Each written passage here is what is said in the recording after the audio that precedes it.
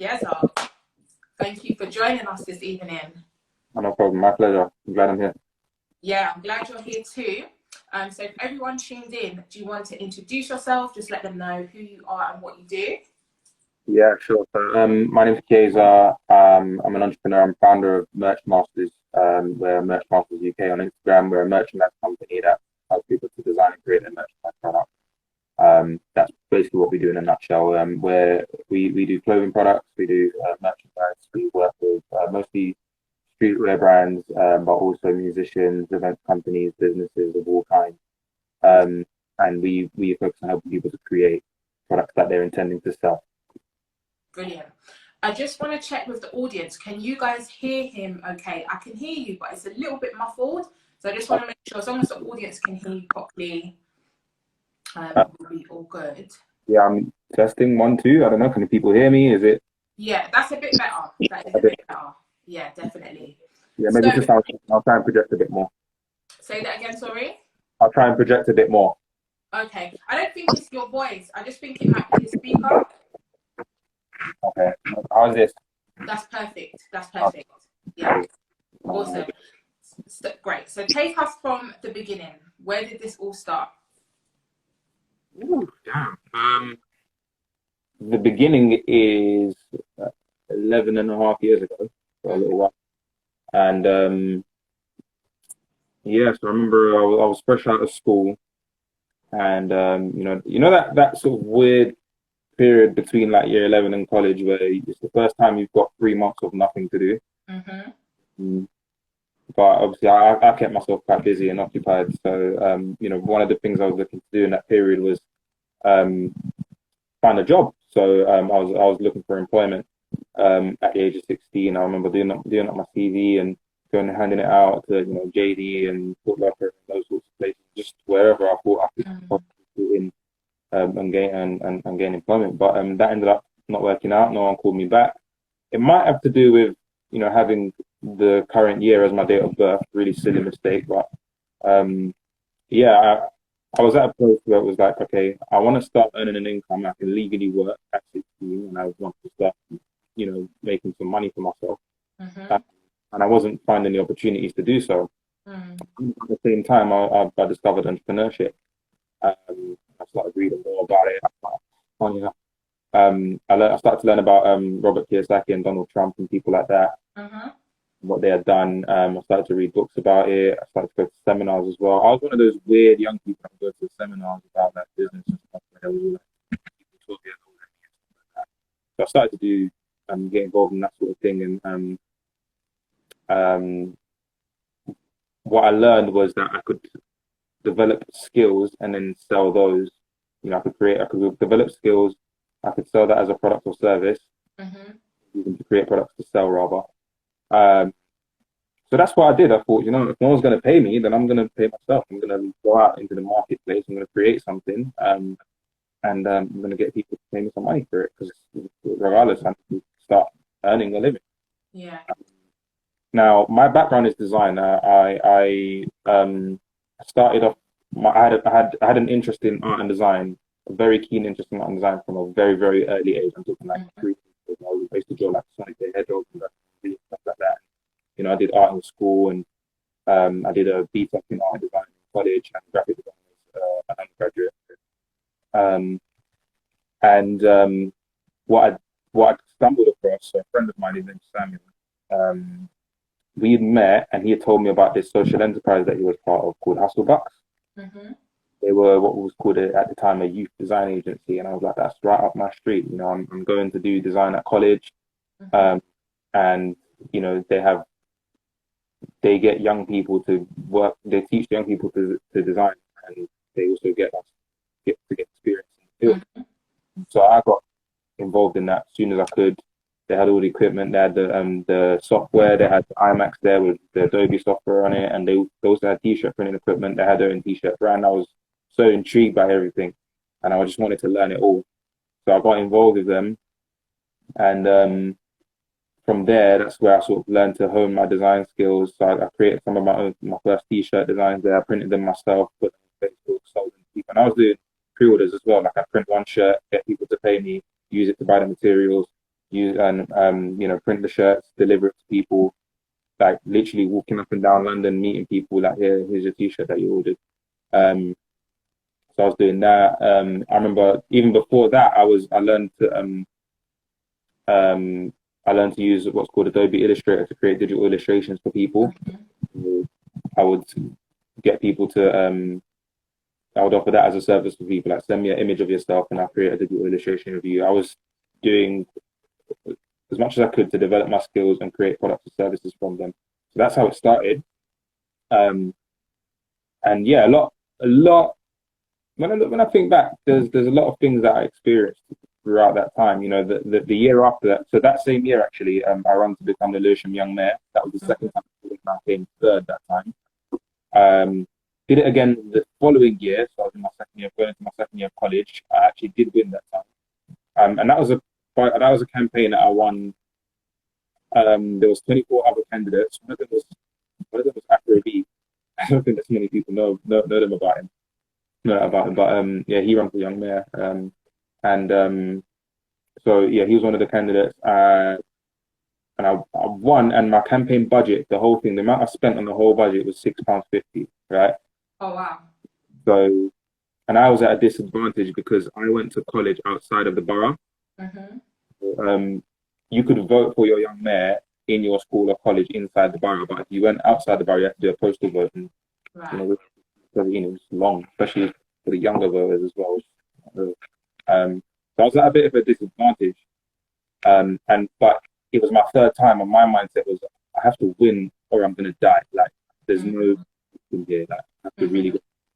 And that £6.50, well, funny enough, it was actually only spent on 2 large posters that I made, because another candidate put this is a bit petty from me, but another candidate put an A4 poster in a shop near my house. For it, I was like, no, that can't run, man. So I printed off 2 bigger ones and put them next to his. And then the rest of it was I printed off flyers. So by this point, I'd learned to design like flyers and marketing material. I was studying it, and I've been doing it for myself in my business at this point. So I created my own campaign material. I created a campaign slogan. It was, do yourself a favor, I'll go to Kieza. And I printed up the posters, the little A6 flyers. So I made it so I could fit 4 on an A4 sheet of paper. Printed them, dropped them up, and I gave them to my friends, and I said, look, hand this out to your people in your school and college so that people know who I am. So that's where the money went, just printing stuff when I didn't have access to it at work. But other than that, what I really gained from that was a huge lesson in perseverance. So I almost didn't run the third time, I almost did, and I did, and I won that time. So that was a lesson to me very, very early on. Like, you have to just keep going and keep. When you don't succeed at something the first time, you have to look in retrospect and say, what could I have done better? Could I have improved at that? And go back and reapply it. Don't worry about failure, embarrassment. By this point, I was already at a point where I was like, I don't really care that much what opinions people have of me anyway. So that really helped. So just to tap into that a little deeper. So you started with an entrepreneurial spirit really out of the gate from leaving sixth form, you said, and going to college, or leaving year 11 and going to college. You already felt as though, right, if nobody's going to pay me, nobody's going to give me a job, I'm going to create my own income. And I did see someone's comment in here saying you were doing £5 portraits in year 11. He was one of my customers for that. So you've had an entrepreneurial spirit from the jump, it seems, or you've always believed in yourself and had a vision that now, even 11 years later, you've been able to grow and make an official business. So what was that period between having the skills you had, putting them to work, and then marrying that with the logistics of what you have to do when it comes to business, like registering a business and taxes and things like that? How did you go from, oh, I enjoy this, I'm going to do this to make money, and then actually I'm going to register this and full on stand in this entrepreneurial life? It was the classic case of building the parachute on the way down out of the plane. That's what that was. There wasn't any guidance. There wasn't tutelage. I figured it out as I went. I think that the way I started out in entrepreneurship was more so from a place of, how can I say? It was a place of survival slash creativity. I've always been sort of quite creative and had vivid, strong ideas in my mind. Mm-hmm. But also at that time, it was like, I come from my family's not wealthy. My family's not rich. We don't have much. I was already over like asking mum and dad if they can help me go to the China college trip and stuff like that. Like, so it was like, okay, I can't rely on anyone to give me anything. I can't rely on anyone to bring me into a job opportunity. I can't rely on anyone to provide an income for me or any form of stability or to teach me to become the person that I want to become. Mm-hmm. So yeah, it was survival slash creativity as well. My thing, I'm quite stubborn in that. When I don't like a situation or environment or an activity, I just stop. I don't do it. I move things around so I don't have to deal with that anymore. Mm-hmm. And I think that's part of where it comes from. Taking full ownership and accountability of everything, and really being clear about what I want and not accepting less than that, and just Mm-hmm. really willing to keep going until I figure it out. Yeah, I hope that answers your question. Yeah, no, it does. Someone said in the comment here, no quitter has ever won. Hmm. That's really powerful. And I want to ask you, in terms of, because you've come a long way from creating t-shirts and portraits and selling them for a fiver to now having your own company, your own business, Merch Masters, which is even a really, like, the name Merch Masters is very strong. Thank you. So between that journey, what lessons did you learn in terms of knockbacks, in terms of times that you may have felt defeated, that you want to give up, but of course you persevered because you're here with us today? What sort of emotions and lessons did you learn on that journey? A lot, man. I think one is to always be resourceful with the little that you have. Mm-hmm. Thing is, there's people that sometimes people say things like, oh, if I had £1 million, if I had this, if I had that, and stuff. If you're not making the most of the little that you have, you're not going to know what to do with the abundance when you get it. Mm-hmm. This is a big reason why you get people that win the lottery and they're broke in 5 years Yeah. because they were not the person that they needed to be to deal with that level of abundance at that time. Mm-hmm. So The fact. I think that how can I say this? I think that yeah, that was one of my big lessons is just being resourceful and always believing that there's light at the end of the tunnel as well. Like in my head, I wasn't one of these people that thought that oh, I have to be rich in the 20s and that, I have to be a millionaire by this and that and the other. Mm-hmm. I'm gonna be patient and go through the process because I want to become the best I can possibly be at whatever it is that I'm doing. Mm-hmm. However it's gonna take. And if I'm starting now at 16, 17, and this is how I was thinking and how I still think now, if I start now, who am I going to be at 30, 35, 40 years old? Mm-hmm. So many years old, I would have had such a big head start against everyone who's Yeah. doing and doing all this crap that people my age group at the time were doing. So, yeah, I think the resourcefulness, definitely a big, because I had another business with a different name similar to this, but it failed. So that was about 3.5 years ago that happened. And big lesson from that was just learning about financial management because the experience heavier sums of cash. And, I was at the time 23, 24, going into a 6-figure business whilst doing my master's degree. Mm-hmm.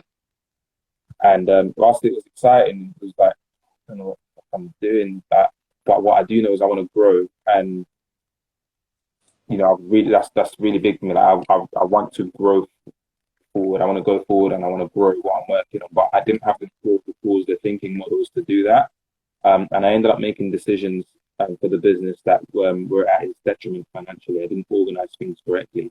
So I think financial management for entrepreneurs, especially, like, look, put it this way: if you struggle to save £30 a month for yourself personally, your business is doomed.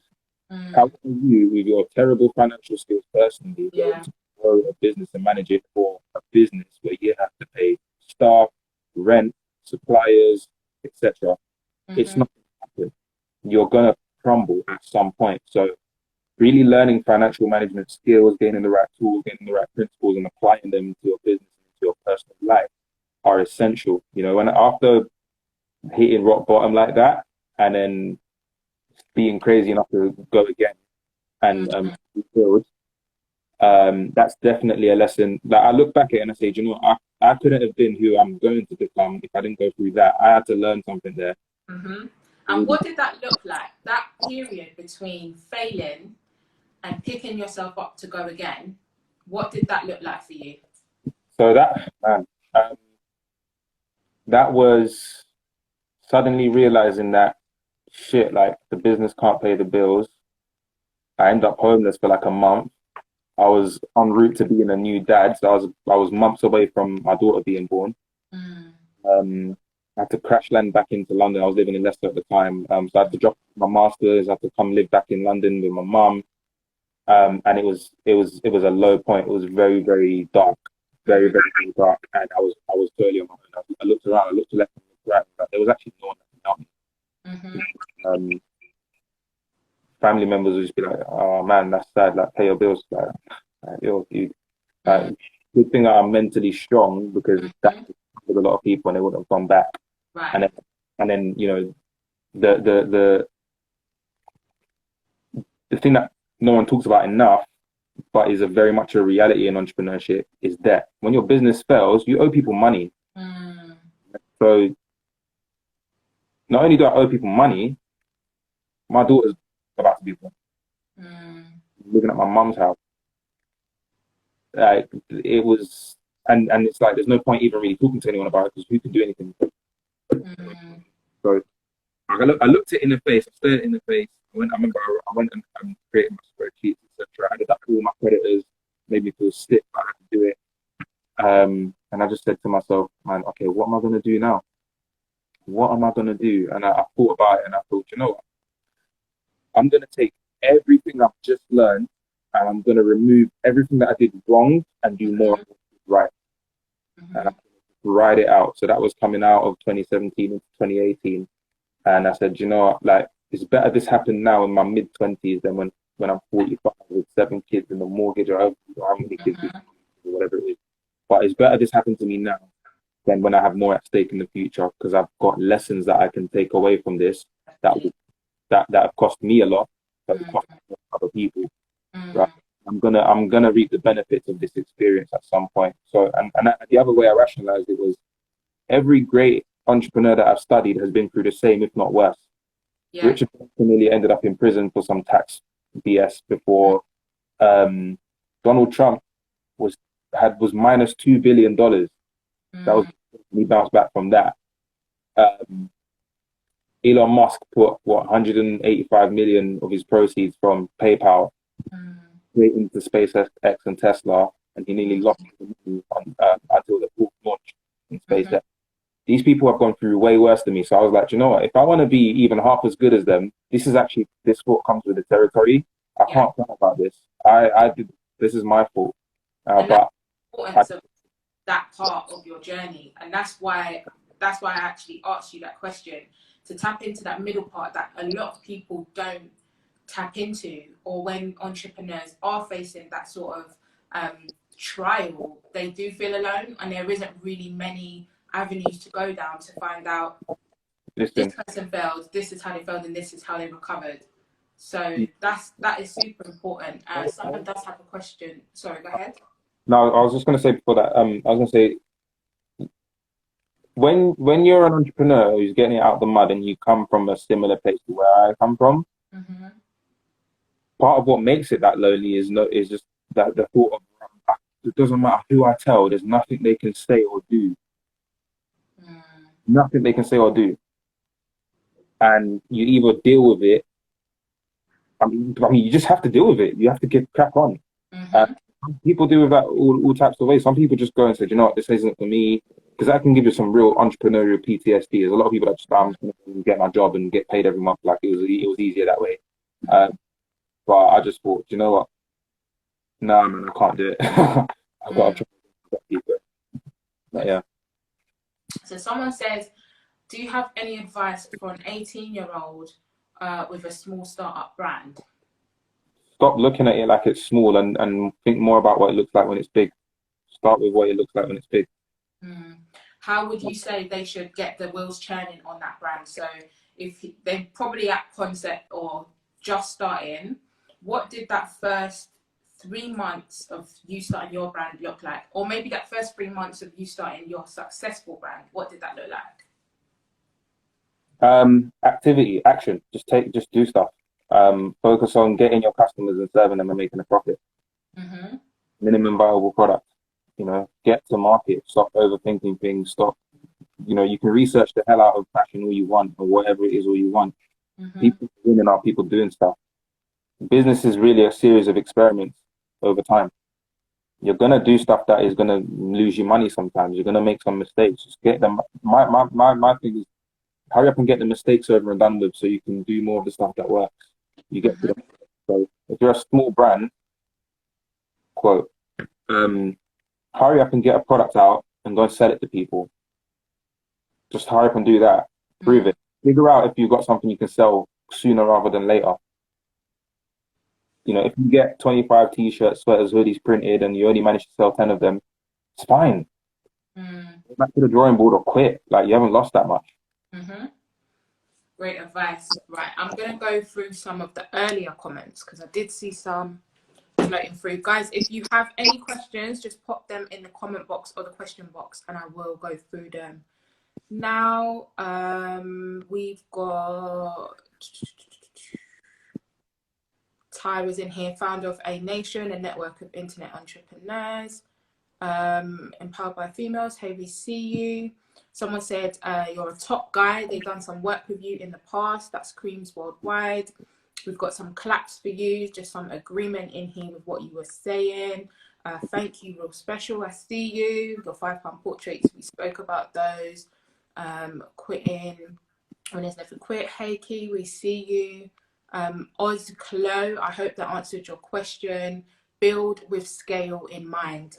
That is actually a really good point, building with scale in mind. When it comes to scaling a business, how would you suggest someone, so they have a business, a small business at the moment, our quote unquote small business, how would you suggest they scale, or when would you suggest they look at scaling? I think when you're able to serve customers with repeatable excellence or with a proven system, then you'd start looking at scaling. So, for instance, if you know that when someone pays for your product or service, or when you engage someone in your services, that you take a series of steps to produce the result for them, and with them being happy a high percentage of the time. Then you are then you have something there that works. You have a system that works, right? There's a guy called Marcus Lemonis. He has a TV show on American TV, so I think it's on NBC. It's called The Profit. It's got good binge watch. It's got like 8 seasons or something like that. Long seasons as well, like 15 episodes. And what he does is he goes into businesses that are failing, and he strikes deals with the owners. So he puts in his capital and then he revamps the whole business. And he's got a principle called people, process, product. Right? Find good people, create good processes, and make sure your product is the best thing it can be. Right? The 3 Ps is what he calls it. When you have the combination of that 3, then you can start to scale up a bit more. Another reference is a book called The E-Myth by a guy called Michael Gerber. Right? And he gives McDonald's the main example for that he talks about throughout the book, amongst other businesses, right? But if you look at McDonald's, that was founded by the McDonald's brothers, and then it was founded by Ray Kroc, who's the founder of the McDonald's Corporation, which is different to the original founders of McDonald's. What he did was he found the very first McDonald's in San Bernardino running like clockwork efficiently. It was the first of its kind, right? It was in the 1950s, and he found it just working like optimally, and he was so fascinated by it. What happened was he was a milkshake machine salesman, and they were on a list of restaurants to sell to. And then when he went to visit them, he was like, "What? Like, I can get my food in 5 minutes and go and sit on the bench and eat it." He'd never seen it before. It wasn't a thing. So then he got more involved with the brothers, and they showed him around the business, and he was fascinated by it. It's like, so you lot don't even said to the brothers, so you guys don't even flip the burgers or anything and make the fries, like everyone just does it how you tell them. He's like, yeah, the second we fry the burgers for this many seconds on this side, this many on that side, and it's all documented and it's all written down, and we train everyone this way. Right? This should exist in many. That's when the light bulbs went off, because the McDonald's brothers didn't think that they could scale what they had, but Crocs saw that their very first franchise prototype was scalable. You could copy and paste this thing, and in theory, it should work everywhere. That's how franchise was born. So you get version 1 of your business correct, then you get that business to work without you. Because if your business relies on you being present and operating it and doing the work over and over again, that's not a business, it's a job. It's a job for yourself. It's not the same thing.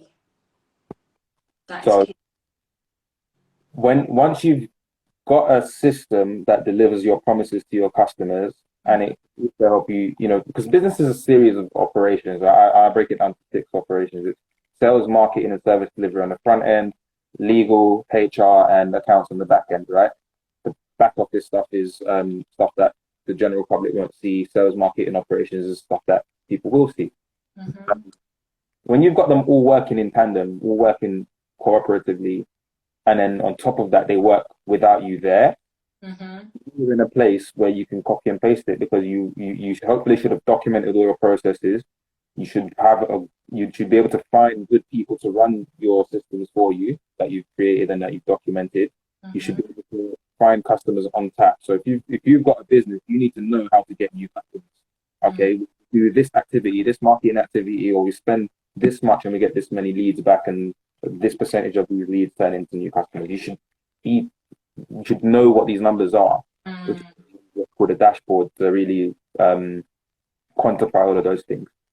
Now, when you've got version 1 of the business working, and then on top of that, you're outside of it, like you can step back, look at it, and okay, everyone knows what they're doing, and the building's not on fire. Scale that, as opposed to staying busy, doing it over and over and over again, dealing with 1,000,001 clients, 14-hour work days. That's not sustainable. It's not healthy for you. That's you serving your business and not your business serving you. Right? So yeah, get to a version of your business that works well, profitably, and then without you, and scale that version. Because if it can work well and serve customers, and it doesn't need you to be there, that's way more valuable to you and anyone who will buy the business off you, or anyone who's going to invest in the business in the future. What advice would you give? And I've seen a couple more questions in here, so I'm going to get to them in a second. What advice would you give as an entrepreneur, or somebody who's starting their own business or brand, that almost becomes your baby? So sometimes when you are hands-on or you're present, that you do find some entrepreneurs find it difficult to let go and step back to make sure that machine can work correctly and that it's well oiled without them. What advice would you give an entrepreneur who's finding it difficult to step away from the day-to-day operations to even see if everything's working smoothly without them in order to scale? Just that one piece of golden advice. For those people, I would say, become comfortable with the fact that for your business to scale and get as big as you say you want it to get, that has to happen. You have to let go of it. You have to let go of some control in some areas. What's actually important is not that you are the person doing everything and pulling all the gears and the levers and everything. What's important is that your business creates that result and delivers on that promise for your customers. That can't happen without you. If you're a really good chef and you create a recipe and you tell me exactly all the ingredients to use to create this dish, which utensils, which pots, pans, etc. to use, and you have videos documenting how exactly to make it, and I follow instructions exactly to the T, there's no reason why I will not get the same result that you get if I follow the instructions to the T. The documentation in the business is crucial. Step away from the fact, take your ego out of it and stop thinking, it's me, I have to do everything. Get out of that mindset if you want a business that will scale, that can operate without you, that allows you to have holidays and have a life and be a human being. It's the mindset. what gets you from 0 to 100 grand is not the same thing that gets you from 100 to 250, 250 to a million plus. In the beginning, you have to do everything. You have to be in the mindset that I'm going to get this business to generate revenue and profits as quickly as possible, and I'm going to start getting my time back. Because you know what? What's easy to measure in a business is money. You know how much cash you collected and how much you spent. What you're not looking at is how much time you're spending on stuff that is not growing your business.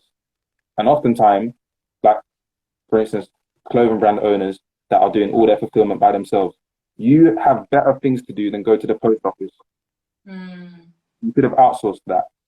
You could have got your little brother to do it. You could have found a third-party logistics company. You could have found someone to do that for you. If you added up all the time you spend on doing these things that are not related to growing your business, you'll be surprised. You'll be shocked. It might even make you sick. Because if you say you want the business to grow, you need to spend your time doing things that make it grow. When I was in the early stages of Merch Masters, one of the things I said to myself is, the more time I spend managing projects, heat pressing t-shirts, like making the t-shirts myself, the less time I spend selling. And right now, what's going to cause the business to grow is to sell. So I need to remove my time from serving all the customers as much as I can and put more of it into creating a selling system, right? Now I know that typically 33 to 36% of all the qualified people that I speak to who are in the market for my services will become customers. That's a mathematical fact. In fact, this month is even higher than that for one reason or another, and I'm not mad at it. But that's where my time needed to be, away from service delivery, because I don't need to be the guy there. Like, my customers don't care if I'm the guy printing the shirt. They care that they get their stuff, and it's exactly of the same quality. Yeah, no one asked me, oh, was it you that made these with your hand? Yeah, that is true. You made 1,000 shirts. Was it you? Because if it wasn't you, I'm going to refund them. They don't do that. If you have a cake business, just because you took the order, the customer does not care if you made it. What they care is, do I get my cake the way I want it on the day that you said it was, by the day you said it was going to show up there. So get out of the mindset that you need to be the person doing it, or no one's as good as me. No, there are people as good as you. What you need to learn is how to document your process and also find good people. Because what we're not taught to do, what we're not conditioned to do when we go through school or university, etc., what is that we are conditioned to get good at a skill. We're not conditioned to find people that are as good, if not better than us at that skill, and create a subscription and hire them and train them. That's what we're not conditioned to do. That's a skill in itself. That is very true. I saw a comment in here just saying some brilliant points. So they are loving it. Let me go to these questions. There was some more questions in here. Kiki's Kitchen, hi, we see you. It was real special. You said some brilliant points. Somebody asked, can you speak to the importance of the building process and owner operator versus CEO? Did you get that question? Importance of the building process, and I think I've seen it, yeah, and owner operator versus CEO. Right, so I look at a business like a design and engineering problem, right? I liken it very much to a vehicle, and vehicles have to be designed, they have to be prototyped, they have to be manufactured, tested, etc. Ultimately to be driven. The business is near enough the same thing. Your business, in theory, you should think of your business as a car that someone else is going to drive someday. That's a very good. Can you say that again for the people in the back? So you should think of your business as a car that someone else will drive someday. Now, your job is to make sure that that car is very unlikely to crash and for as long as possible. And in fact, we've got self-driving cars now, so the better you can get to one of those, then the closer you can get to one of those, the better. Now, remember I said earlier, most entrepreneurs actually have jobs that they create for themselves, not business, right? You have to learn to look at your business as separate to you, first of all, and look at it for all its parts. So again, like I said earlier, on the front end of the business, sales, marketing, operations, on the back end of it, admin, so that'll be your accounts department, your legal, your HR, right? Show me a business that's missing one of those. Mm. There's businesses that perform better in one area, in some areas than others, but every business has an element of all of these things in it. Mm. Your job is to build them or to find people to help you to build them. Mm. You can focus on designing your business rather than solely operating your business. Mm. That is so key. So when it comes to that, so for instance, I mentioned the dashboard earlier. I've been banging on about it to all my entrepreneur friends over the past few weeks. Your car tells you how fast you're going, how much gas is in the tank, what your mileage is, etc. And it's got certain controls.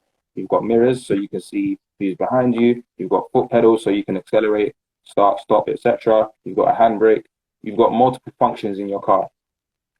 People are running their businesses like cars that have no rear view mirrors, no pedals, no controls, no dashboard. Mm. If you're able to plug metrics into each section of your business, that's you're building the components of it, right? So when you're building your service delivery operation, if you're a designer, if you offer some sort of service, right? It can be design services, it could be manufacturing, it could be fixing phones or whatever.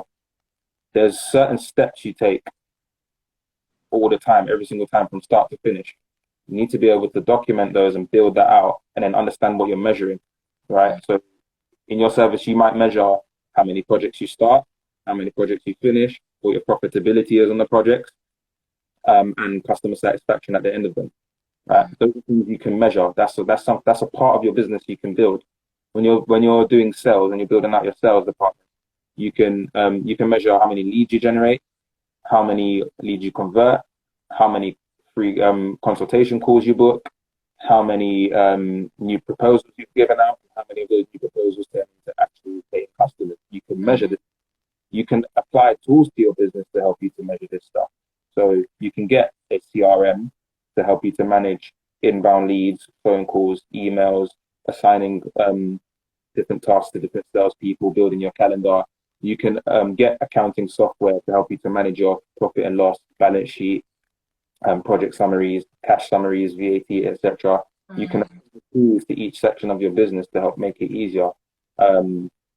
So that you have to look at all of them ultimately as different parts of a machine that function for the sole purpose of advancing the business, moving it. The car has an engine, wheels, a chassis, etc. These things all operate mechanically to produce an outcome, which is a machine that can help you to travel faster than you could on your own 2 feet. That's brilliant advice. I hope that helps. Sia, I think, or Siao. Let me just see if we've got any more questions in here. And I was going to ask you because I can tell from your, you have all of your facts and figures, and I can tell that you've researched multiple successful people who have gone before you. Yeah. So I do want to ask you for 3 things. One piece of golden advice that you would give for someone who is not as analytical as you, maybe they're not too savvy on the spreadsheet, you know, what advice would you give them? That's one. Do you want them one at a time, or should I give you all 3? Let's do one at a time. Okay. So that first one was, what advice would I give to someone who's not as analytical?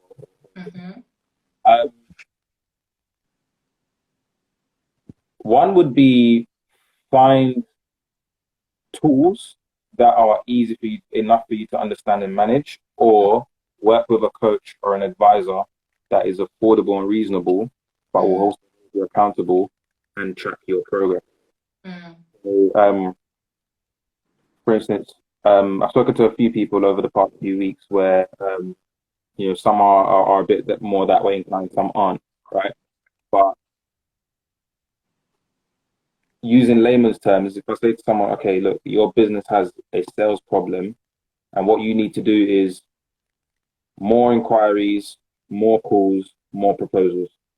That is easier for the type of person you're describing to manage. Like, say, figure out, still make an effort to figure out what it is that you need to move the needle in your business. And if you can, work with someone who is that way inclined in terms of their thinking, or has the tools to help you to operate and can keep it reasonable, so that you can move the needle in that way. But also do focus on what your strengths are, because you know there's people that they're not so analytical and academic, and like spreadsheets really like and drive them crazy and everything, but they're really good salespeople. Really That's me. Yeah. That's me. So that I asked that question for someone out there like me who, when it comes to spreadsheets and all like the admin side of things, it's literally like pulling teeth. Yeah. But when it comes to sales, being creative, making decisions, go, shining. Yeah. So, if I was you, I would consider get some help to set these things up so that you know what the numbers need to be, right? So that they're distilled down, right? Because you don't need to know all the data. There's just a few key points you need to know and understand, right? As someone who, so you just told me that you fit that description, right? And tell me if I'm wrong, but if I told you to keep an eye on how many leads you generate, how many appointments you get, how many proposals you do, that should be simple enough for you to keep track of. Yeah, no, definitely. Right? So just try and simplify it. And all the more complex stuff, find someone to work with you on it, so that they can do with that, but at least in your activities, in the business, that's getting recorded. So I'll give you an example. In my CRM, we manage our deals and our pipeline and our sales through that, right? So when someone inquires with us, they come into our system and we can track how many new inquiries we get. So my system tells me that I don't manually count it. I can get a report sent to me systematically every week. So every week it will go, okay, you have this many this month, this many this month. So it's just about setting things up so that you get the numbers that you need. Do you drive? Do I drive? Yeah. Yeah. I'm a great driver. Okay, right. So you don't need to know how to fix a car's engine to drive the car well. True. Right. So it just goes back to figuring out what the numbers are important. The numbers that are important on your dashboard, your speedometer, your fuel. Your car philosophy seems to work for everything. I see what you're doing here. I see what you're doing here. My stuff works, man. But it does. It does. Okay, that's great advice. Second question is, what book would you recommend to someone who, actually, I won't put any limitation on there. Maybe I will say give you an option then to recommend 3 books and let us know what they're really good for. 3 books. Built to Sell by John Murillo. It's about how to build a business that you can eventually ultimately sell. And he walks you through the step-by-step process of doing it. Really, really good book. Profit First by Mike Michalowicz. That's basically a system to manage your business's finances that you can actually apply to yourself as well. And it talks about something called Parkinson's law. It's like human nature. And Parkinson's law is basically like humans, we consume the entirety of what is available to us. So if I fill up a glass to the top, I'm going to try and finish the whole glass. If I fill up my plate, so you know, if I want to gain weight, I'm going to get bigger plates. If I want to lose it, I'm going to get smaller plates, because I'm going to finish the things if I can. So our bank is the same thing. You entrepreneurs, if you've got one bank account but you're paying your taxes, your staff, your suppliers, everything out of that one bank account, you're looking at the whole thing every morning and you're looking at what bills you earn. You're just paying it rather than actually budgeting properly. So Profit First with the financial management for entrepreneurs. In fact, just anyone, everyone should be doing Profit First. And so yeah, Built to Sell, Profit First, and the E-Myth by Michael Gerber. E-Myth is less technical, and it's more of a vision book, I'll call it. So that really gets you in the mind frame of looking at your business as separate to you, as something that as an enterprise that you can grow. It really gets you to visualize what your business could be, and create a picture in your mind. I really believe that imagination is important. I think that through school we lose imagination. For sure. But what you need to be an entrepreneur is imagination. It's really, you need to have a picture of what the business looks like in your mind, and E-Myth will really help you with that. Right, okay, brilliant. Last question, and this will help us kind of wrap up unless there's anything else you want to add. We've got about 10 minutes left. Mhm. What is one piece of golden advice through everything you've been through? You spoke us through your failures, you spoke us through your successes, you spoke us through some analytics. What is one piece, if you were to summarize all of that, what is one piece of golden advice you would leave us with today? If at first you don't succeed, dust yourself off and try again. Woo! Is there That, that, that, anything that's, else you that, want to add to the conversation? that was mad corny. Word That to the was, yeah, but it's facts. I think if you're an entrepreneur and you're serious about growing a business, gaining independence,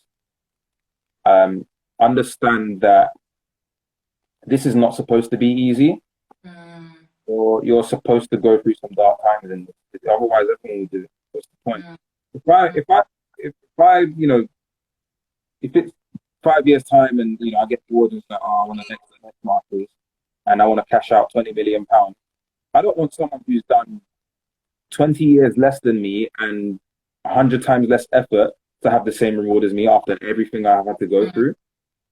This is supposed to be hard. Expect it mm, to be hard. Surround yourself with people who are trying to go the same way that you're going. Understand that you are going to be weird.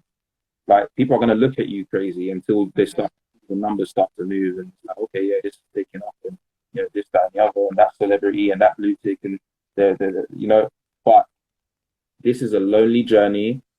Requires a lot of tenacity. It requires a lot of foresight. You have to have a big imagination. You have to really believe you can get there and be willing to pivot and change. Forget about embarrassment and what people are going to say. Because you know what? Most of the people that are going to talk rubbish about you ain't doing nothing anyway. They're on media tweeting about the next thing to be outraged about or whatever you do these days. But yeah, if you're an entrepreneur or you say you want to be an entrepreneur, you're going to lose money. You're going to feel depressed sometimes. You might lose friends. You'll be kept out at night. You're going to have anxiety. It's really. Am I allowed to drop an F-bomb? Yeah, I'll avoid it. It's cool. I'll leave it. It's fine. But I had to It's really like, go on, you can say it and I'll just be like, I have to restrict my inner Gary V there, but yeah, this thing is really like entrepreneurship. I think Elon Musk said it best. He said entrepreneurship is it's like eating glass and staring into the abyss. But to understand this, yeah, the rewards that come with it are amazing. The process is hard. It's unforgiving. It's taxing. It's not for everyone. This is a filtration process. This is Charles Darwin natural selection. The survival of the fittest. Who's really going to make it? And expect that. I'm not going to pretty this thing up. I'm not one of these people that, yeah, you can do it. No, statistically, you can't do it. 90% of you won't do it. It's up to you if you're going to decide to be the 5% that make it or however many, but it's a small percentage. But understand that on payroll day, your staff members don't care about your feelings. They want to know what time they're getting paid. No one cares. But the other side of it is, guess what? Like, if you do make it and you succeed in building a business, you own that too. You own that too. And no matter how many times you fail, no matter how many times you fail, you can get up and try again. Remember, I failed my first business and started this straight after with less than nothing. I had less than nothing when I started merchandise. I was on my face.